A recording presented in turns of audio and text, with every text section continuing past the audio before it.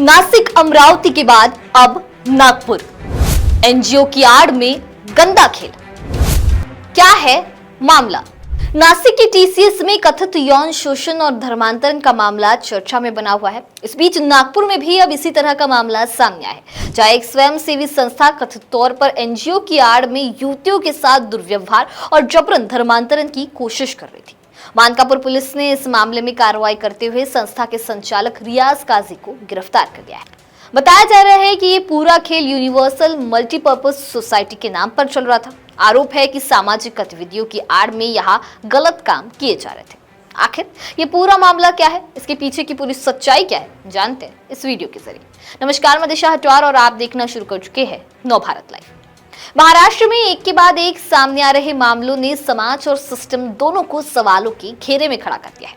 नासिक के चर्चित TCS case के बाद अब नागपुर से सामने आई नई घटना ने बहस को और तेज कर दिया है। आरोप है कि एक एनजीओ की आड़ में महिलाओं पर दबाव बनाया जा रहा था, उनके पहनावे से लेकर धार्मिक आचरण तक में दखल दिया जा रहा था, साथ ही उनका यौन शोषण किया जा रहा था। यह सिर्फ एक आपराधिक मामला नहीं रहा, यह भरोसे और सुरक्षा से जुड़ा गंभीर मुद्दा बन गया है। सवाल उठ रहा है कि जिन संस्थाओं पर समाज सेवा का जिम्मा होता है, अगर वहीं पर ऐसे आरोप लगे तो आम लोग किस पर भरोसा करें? लगातार सामने आ रहे ऐसे मामलों ने जांच एजेंसियों की भूमिका और सख्त कार्रवाई की जरूरत को भी रेखांकित किया है। नागपुर में सामने आए इस मामले में एनजीओ संचालक फाजिल काजी को गिरफ्तार किया गया है। पीड़िता, जो उसी संस्था में एचआर हेड के पद पर काम करती थी, ने आरोप लगाया है कि उस पर जबरन धार्मिक रीति रिवाज अपनाने और इस्लामिक कपड़े पहनने का दबाव डाला जाता था। इस केस की जांच अब महाराष्ट्र एटीएस और स्थानीय पुलिस मिलकर कर रही है, जबकि टीसीएस नासिक केस में भी मोबाइल डेटा और अन्य सबूतों की जांच जारी है। नागपुर का यह मामला तब सामने आया जब पीड़िता ने पुलिस में शिकायत दर्ज कराई। पुलिस ने तुरंत कार्रवाई करते हुए आरोपी को गिरफ्तार कर लिया। मामले की गंभीरता को देखते हुए महाराष्ट्र एटीएस को भी जांच में शामिल किया गया है, जो अब एनजीओ की फंडिंग और उसके नेटवर्क की जांच कर रही है। पीड़िता के अनुसार उसे इस्लामिक रीति रिवाज अपनाने और विशेष प्रकार के कपड़े पहनने के लिए मजबूर किया जाता था। इसके अलावा छेड़छाड़ और मानसिक दबाव जैसे गंभीर आरोप भी सामने आए। पुलिस इन सभी पहलुओं की जांच कर रही है। परसों 4 लड़कियां पुलिस स्टेशन में कंप्लेंट देने के लिए आई थी। जो एक आरोपी है रियाज फाजिल काजी, उसके बारे में उन्होंने शिकायत किया। ये एक यूनिवर्सल मल्टीपर्पज सोसाइटी नाम का एनजीओ चलाता है और लड़कियां वहाँ काम करती हैं। तो उसमें जो कंप्लेंट देने वाली लड़की है, उसने बताया कि 1.5-2 साल पहले उसके बर्थडे के दिन उसका विनय भंग किया था आरोपी ने। और बाकी लड़कों ने बताया कि मुस्लिम धर्म के बारे में, चाली रीति के बारे में वो जानकारी देता था। कुछ 8 दिन पहले एक जो जॉब छोड़ के गई है लड़की, उसके माँ को उसने कुछ बाकी लड़कियों के बारे में, कैरेक्टर के बारे में गलत चीज़ें बताई। तो उसके बाद ये सब लड़कियां इकट्ठा आई और विचार विनिमय करके उन्होंने परसों थाने में आके कंप्लेंट दिया। कंप्लेंट के बारे में हमने सीनियर ऑफिसर्स को ब्रीफ किया और उनके मार्गदर्शन में एफआईआर करके सेम डे आरोपी को अरेस्ट किया है। आरोपी को माननीय न्यायालय में कल प्रोड्यूस किया गया। न्यायालय ने 23 तारीख तक उसका पुलिस कस्टडी ग्रांट किया है। ये जो आरोपी है, उसने ये बताया है कि इसका जो एनजीओ है वो अंडर प्रिविलेज बच्चे, स्लम एरिया के बच्चे, इनको पढ़ाई के लिए वो हेल्प करता है, ऐसा आरोपी का कहना है।